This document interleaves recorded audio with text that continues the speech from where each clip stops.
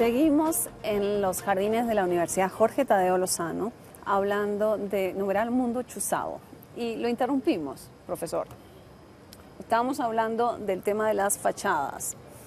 Jairo había dicho que era de Peregrullo, aquí Anmeri González manda preguntar de por qué estaban en un lugar clandestino de este tipo, por qué no estaban en una instalación oficial, si todo lo que se estaba haciendo desde ahí era una operación autorizada. Bueno, la existencia de fachadas es una práctica absolutamente común de todos los servicios de inteligencia. Eso, digamos, no debería sorprender a nadie. Por muchas razones, porque, digamos, requiere, por ejemplo, ser la fase previa a otro objetivo posterior.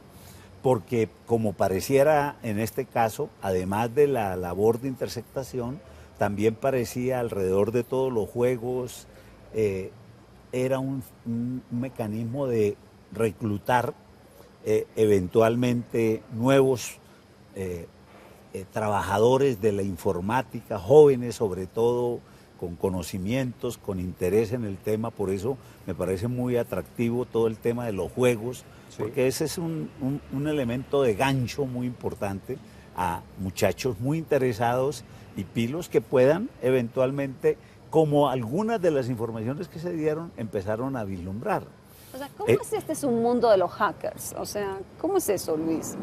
Pues para mucha gente es más que todo el reto de mostrar que pueden acceder a un sistema, demostrar que, así sea como un juego o por orgullo propio, pueden hacer cosas que otros no pueden. Digamos, eso también está ligado, como decía, a los videojuegos, en donde pues para tener buena puntuación o para pues dar lo mejor que tienen que tener algunas capacidades técnicas en el mundo de los computadores. Por ejemplo, saber qué es una red, sí, saber pues temas de conectividad, todo. Sí, pero ¿cómo los enchufan? O sea, ¿de dónde sale Snowden? ¿De dónde sale? ¿Viene de ese mundo Snowden? ¿Cómo? Sí, posiblemente. Y también con la gran cantidad de información que hay en Internet, el conocimiento está ahí. Cualquier persona interesada en este mundo de la tecnología podría ir y llegar y aprender con documentación y comunidades que hay ahí que les interesa difundir el conocimiento. Y entre estas mismas se hacen retos y aún así, y haciendo esto, se van generando pues personas con capacidades técnicas muy avanzadas, aunque no tengan una formación empírica de universidad. Eso también las hace muy llamativas para los reclutadores que se centran en juegos, en convenciones de seguridad y tecnología para reclutar estas personas. Pero, Jairo, si todo está en la red, ¿hay manera de gobernar la red? No, la red nunca se va a poder gobernar. Yo creo que lo que se puede hacer un seguimiento especial y quizás anticipar ciertas tendencias. Se puede quizás hacer un rastreo de personas que tienen habilidades que van más allá del promedio, pero que tengamos la capacidad de controlar la red, creo que es muy difícil. Quizás podemos extraer lo que nos interesa. Es más, los propios sistemas Tempora, el sistema Prisma de Estados Unidos, tiene una característica muy llamativa. Copian todo y luego tienen tiempo para buscar. Y yo creo que eso también demuestra que no se puede controlar en tiempo real la información. ¿Y eso está relacionado con lo que llaman aquí monitoreo? ¿Qué es el monitoreo? ¿Por qué se está hablando tanto de monitoreo? En general, a no ser que aquí nos complemente nuestro especialista, yo creo que el tema de monitoreo en última sería el equivalente a lo que llamaríamos en el pasado el seguimiento. Sí, pero aquí el seguimiento es a medios electrónicos en términos de jugar con determinados tipos de palabras clave, determinados tipos de información, porque es tal el volumen de información que, digamos, eso terminaría por indigestar a los analistas. Entonces es seguir sobre determinadas bases, sobre determinados protocolos y tratar de extraer información que pueda ser interesante. Ahora, en la doctrina norteamericana de inteligencia, monitoreo es el seguimiento de un objetivo para extraer el mayor número de información. Y se habla de monitoreo en términos norteamericanos como antónimo de investigación penal en la doctrina norteamericana. Luis. Yo creo que ampliaría un poco más la definición de monitoreo, porque ya en estos momentos se puede estudiar una gran cantidad de datos en muy poco tiempo. Esto no lo hace precisamente una persona, sino programas que filtran la información necesaria. Y no solo esto, sino que toda esta información también tiene metadatos que serían como los datos sobre los datos que podrían dar patrones de comportamiento sobre una persona, qué le gusta, qué sitios frecuenta. También ahorita con los dispositivos móviles que tienen herramientas de geoposicionamiento se podría rastrear la posición y así dar como un cuadro más completo de información sobre las personas. Entonces por esto también podría ser bastante importante que la gente empiece a preocuparse por su privacidad y los datos que... Pero ¿cómo se hace para preocuparse uno por su privacidad? Aquí alguien nos manda a decir, bueno, cuando uno baja una aplicación de la red, uno tiene que darle acceso a sus contactos, a su ubicación, a sí, todo. O sea, uno no puede bajarla sin darle acceso en su computadora. Entonces, ¿cómo se hace? Pues precisamente eso es lo que tienen que tener cuidado, revisar bien qué permisos le están dando sobre la información que uno tiene a las aplicaciones que uno instala. Si hay una información que, por ejemplo, le va a rastrear las llamadas, los contactos, todo eso, y es solo una aplicación de fotos, pues no tiene sentido. Okay. Pero digamos, si es una aplicación de comunicaciones como ahorita tan popular WhatsApp, pues tiene un poco más de sentido que pida esos datos, ¿sí? Lo mismo cuando se instala un programa en un computador. Los mismos sistemas operativos le piden a uno el permiso para instalar estos sistemas operativos. Bueno, volvamos al tema de las chuzadas acá en la comparación con Estados Unidos, ¿verdad? Entonces, tú decías, Jairo, es más grave porque allá era una cosa masiva. Masiva, era predecible, el comportamiento y las autorizaciones de la ley nos llevaba a un escenario de futuro en donde se iba a dar, mira, el respeto por las competencias. Ahí hay, no sé, 119 servicios de inteligencia, pero hay una ley que le dice, usted recoge información sobre comunicaciones en teléfono, usted por internet, usted recoge tales temas, tales. Y eso, mal que bien, se respeta. Claro, en unos límites que todos rechazamos, pero acá ni siquiera hay límites de lo que recoge, hasta dónde, cómo y qué hace con ello. ¿La ley de inteligencia quedó tan mal, Alejo? Yo creo que en esos aspectos de controles es nada, es un canto a la bandera. Pero incluso, a ver, me corrigen si me equivoco, pero incluyó más controles de los que había anteriormente, ¿o no? Sí, en teoría sí, porque antes no había nada, pero eso no quiere decir. ¿Y cuáles son los controles? ¿Cuáles son los controles en la ley de inteligencia que se hubiesen violado en el escándalo este? No, el tema es que, primero, Contraloría tiene la posibilidad de hacer un control sobre gastos reservados, es la única que tendría. Pero eso significa que haya la voluntad de hacerlo. Pareciera que ese no es el caso. Hoy dijo que sí. Pues, al espectador le dijo que sí. Pero ella tendría eso. Pues claro, como son reservados no sabemos, bueno, nada.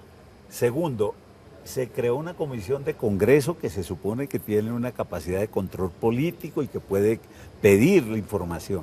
Pero yo me pregunto, y sería bueno preguntarle al senador Cristo y al senador Galán, ¿cuándo fue la última vez que se reunieron para eso? Yo le contesto, yo le pregunté al presidente del Senado, se reunieron una vez en diciembre y acaban de haber sido convocados otra vez. Exactamente. Le agrego otro control, el control de planeación. La ley establecía que era necesario tener un plan de inteligencia. Un plan anual, un plan... Eso garantiza muchas cosas. Si yo tengo un plan, yo tengo determinados procesos, procedimientos y objetivos. Y yo puedo hacer control de procesos, procedimientos y objetivos en términos fiscales, disciplinarios y políticos. Si no hay plan, no hay control fiscal, disciplinario ni político. Ahí hay un tema. Y dos, lo que decía el profesor Alejo, que creo que es lo más acertado que se ha dicho esta noche. Antes no había nada. Cualquier cosa que se ponga es bueno. Y le voy a poner un ejemplo. Antes nosotros no teníamos una comunidad de inteligencia. Esta ley dijo, como gran cosa, voy a crear una ley de inteligencia donde se establezcan las competencias. Creó la comunidad y a ninguna le dio competencias. Eso se llama un saludo a la bandera. Es decir, siguen como antes, pero ahora tienen ley. Y algo que creo que es peor, la sentencia de la Corte Constitucional. Eso resultó ser un parto de los montes.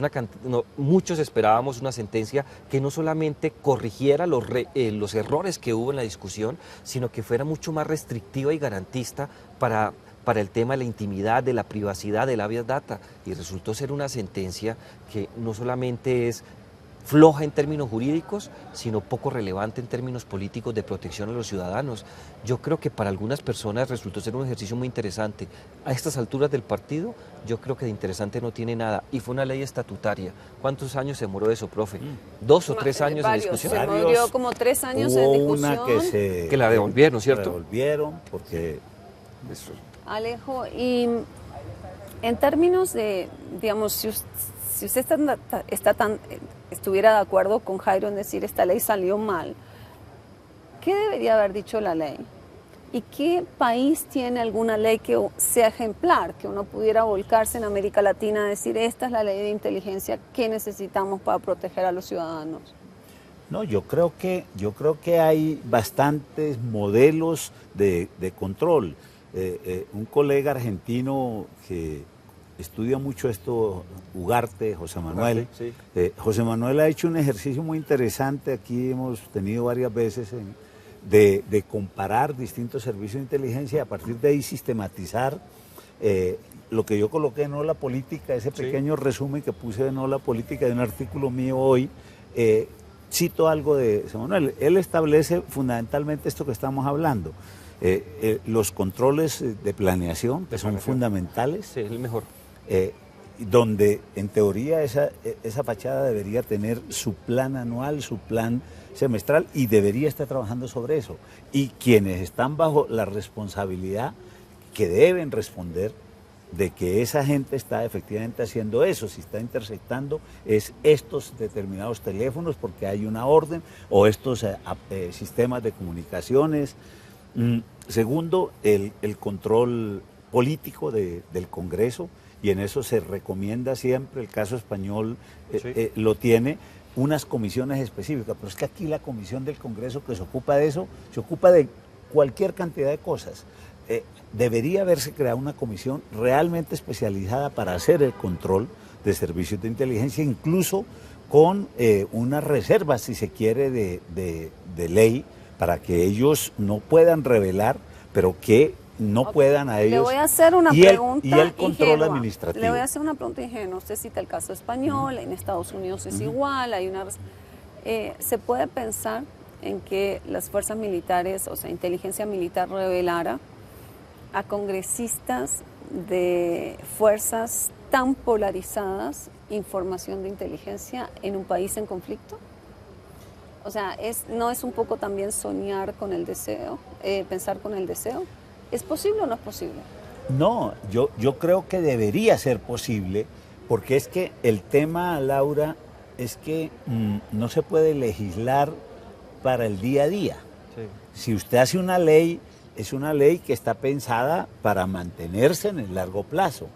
Entonces, ¿qué pasa si este año terminamos el conflicto? Entonces, ¿ya qué argumento habría? No, yo creo que eso se puede.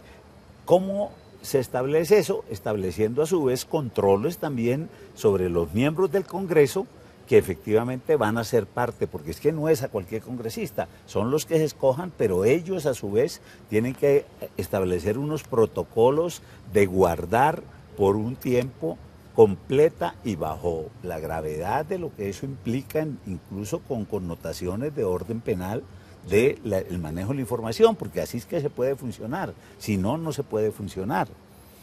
Digamos, no es para que el congresista salga a los periodistas y oiga, me dije, no, evidentemente, no podría ser así. ¿Les parece si seguimos, digamos, hablando de las implicaciones internacionales de lo que podría ser este escándalo? Se ha hablado de la posibilidad de que realmente quienes estuvieran chuzados fueran los miembros de la FARC, no los negociadores. Y en ese caso es muy posible que se hubiese estado accediendo a comunicaciones de autoridades cubanas, de autoridades venezolanas. ¿Ustedes ven algún tipo de implicación? ¿Puede estar pasando algo detrás las bambalinas que ahora no sabemos? Yo no creo, porque yo estoy seguro que la inteligencia cubana está haciendo monitoreo de las conversaciones de los negociadores del gobierno y de las FARC. Pero si vas y le preguntas a los británicos, las están haciendo. Si le preguntas a los de Venezuela, las están haciendo. Si le preguntas a México, la está haciendo. La está haciendo Estados Unidos, la está haciendo Francia y de manera especial la está haciendo Brasil. Todos se están haciendo inteligencia, todos. Ninguno va a resultar afectado porque todos quieren saber más. O sea, ¿usted estaría de acuerdo en decir que Si Bogotá... hay algo que está absolutamente monitoreado en este momento, Es el proceso de paz. satélite, es La Habana. ¿Ah, Allá. sí? Es La Habana y allá hay conversaciones por todo tipo de monitoreos satelitales. Bueno, pero si están tan monitoreados, ¿cómo es que tenemos tan pocas filtraciones? Porque la verdad es que ha habido muy poquitas filtraciones de lo que pasa en la mesa. Lo que significa que de todas maneras los sistemas de encriptamiento que estábamos hablando más o menos funcionan en muchos de estos aspectos. Claro que Pero sí. Es que hay un problema también que es importante que se está olvidando, que es el factor humano. Casi siempre las fallas de seguridad se dan es por factor humano. Sí. Por ejemplo, puede que alguien haya hablado de más alguna vez y alguien que estaba al lado escuchó. Y precisamente fue lo que escuchó la información clave para algún proceso o alguna cosa y se filtró la información. Entonces no vale que uno tenga el sistema de encriptación más poderoso si están hablando pues de la información a boca a boca. Y yo le sumo dos hipótesis. Una, de pronto el nivel de profesionalismo de los hombres de inteligencia es tan alto que la compartimentación funciona como principio. Y dos, de pronto no hay nada que contar en La Habana. De pronto las discusiones no son tan discusiones y los avances no son tan avances. Quizás ya hay un libreto y el tiempo va pasando y se va probando y se convierte en algo tan harto que no vale la pena ni siquiera contarlo. Nos vamos a una segunda pausa y ya volvemos.